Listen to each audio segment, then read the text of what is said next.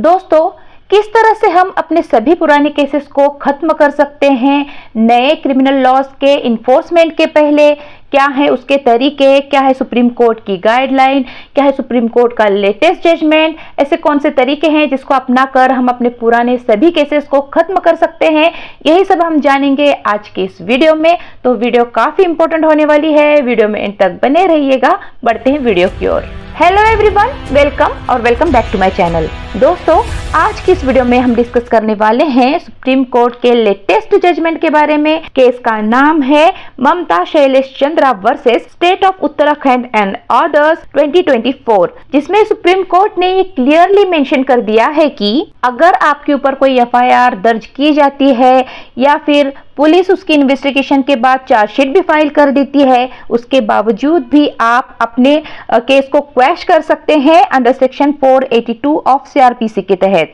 आप हाईकोर्ट को अप्रोच कर सकते हैं और अपने अधिकारों का इस्तेमाल कर सकते हैं।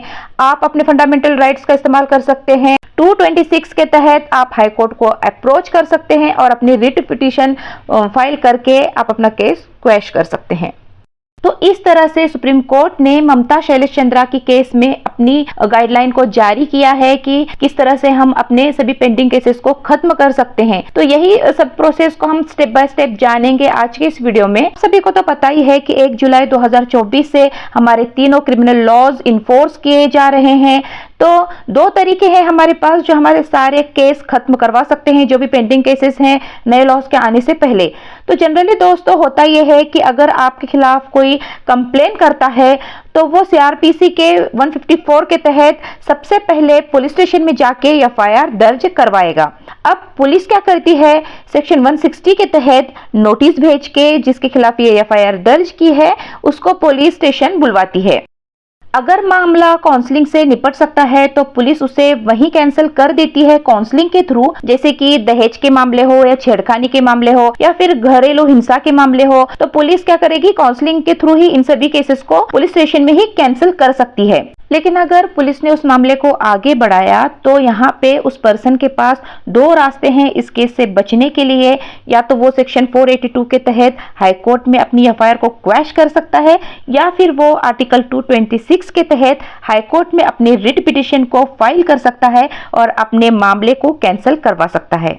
लेकिन अगर उस पर्सन ने शुरुआती स्टेज में कोई एक्शन नहीं ली और पुलिस वालों ने इन्वेस्टिगेशन करके चार्जशीट को फाइल कर दिया मैजिस्ट्रेट के सामने और मैजिस्ट्रेट कोर्ट अब कॉग्निजेंस लेगी, ट्रायल शुरू किया जाएगा और ऐसे में वो जो पर्सन था उसको कोर्ट के चक्कर लगाने पड़ेंगे 2 साल 4 साल।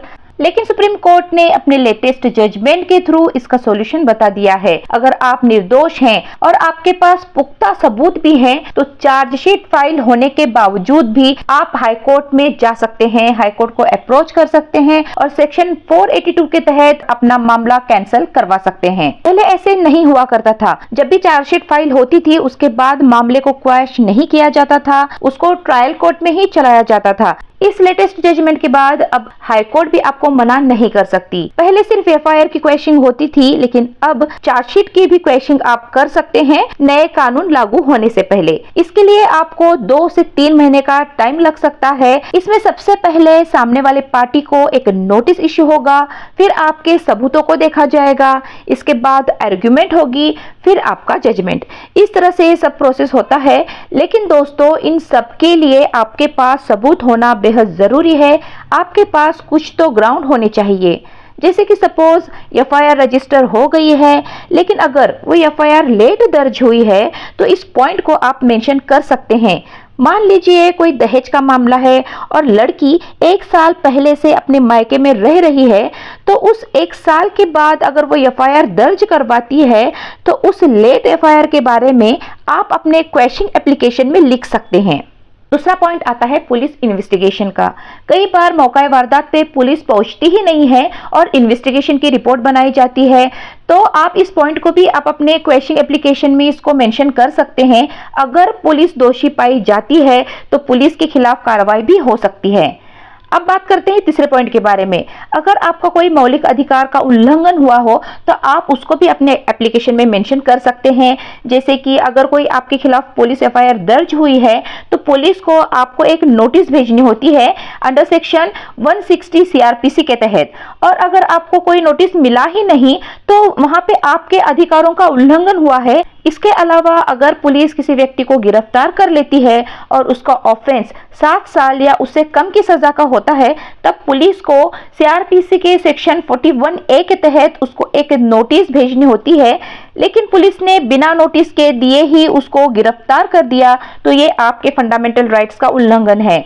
इस पॉइंट को भी आप अपने एप्लीकेशन में मेंशन कर सकते हैं, क्योंकि सुप्रीम कोर्ट के जजमेंट में Arnesh Kumar versus state of Bihar में सुप्रीम कोर्ट ने ये गाइडलाइन जारी की थी। इसको भी आप उसमें मेंशन कर सकते हैं हाई कोर्ट को। पॉइंट नंबर 4, जिस भी कोर्ट में आपका मामला चल रहा है, अगर उसमें केस करने वाले ने या फिर पुलिस वाले ने कोर्ट की शर्तों का अगर उल्लंघन किया है तो आप उस भी पॉइंट को आप मेंशन कर सकते हो अपनी एप्लीकेशन में।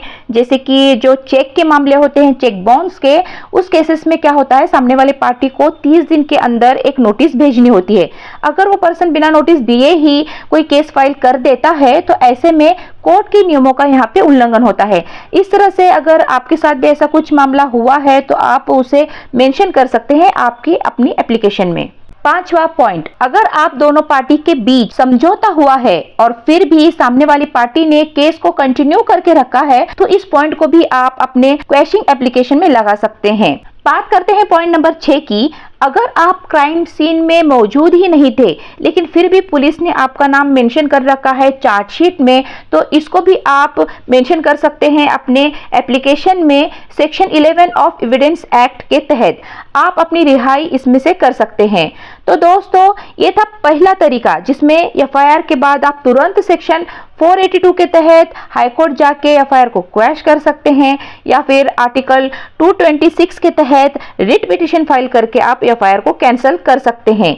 ये जब तक ही मुमकिन है जब तक कि ये मामला पुलिस स्टेशन में ही है। लेकिन अगर पुलिस ने मामले को आगे बढ़ाया है, चार्जशीट फाइल कर दी है, तो आप इस जजमेंट को यूज करके अपने स्टेट के हाईकोर्ट को अप्रोच करके अपने सबूतों को पेश करके अपना मामला वहीं क्वैश कर सकते हैं। Shailesh Chandra versus state of Uttarakhand and others के जजमेंट को आप मेंशन कर सकते हैं और अपना मामला कैंसिल करवा सकते हैं। तो दोस्तों, ये था पहला तरीका। अब जानेंगे दूसरे तरीके के बारे में। दूसरा तरीका बिल्कुल आसान है दोस्तों। जब भी आपके कोर्ट में कोई लोक अदालत लगती है तब आप वहां जाके अपने मामले का समझौता करवा सकते हैं। लोक अदालत में वही मामलों का समझौता होता है जो समझौते के दायरे में आते हैं, यानी ऐसे मामले जो कंपाउंडेबल की श्रेणी में आते हैं। अगर आपका भी मामला समझौते की श्रेणी में आता है तो आप लोक अदालत के थ्रू अपना केस खत्म कर सकते हैं। आपकी जानकारी के लिए बता दूं कि 1 मई 2024 को लोक अदालत होने वाली है सभी भारत के अदालतों में, तो आप इसका फायदा जरूर उठा सकते हैं। तो दोस्तों, इस तरह से हम नए कानून लागू होने से पहले अपने जितने भी पेंडिंग केसेस हैं उस सभी को खत्म कर सकते हैं। आई होप आपको ये वीडियो इन्फॉर्मेटिव लगी होगी। वीडियो अगर इन्फॉर्मेटिव लगी है तो इसे लाइक कीजिए और चैनल पे अगर नए हैं तो चैनल को सब्सक्राइब भी जरूर कीजिएगा। मिलते हैं ऐसे नॉलेजेबल और इन्फॉर्मेटिव वीडियोस के साथ। तब तक के लिए stay healthy, stay happy, bye bye.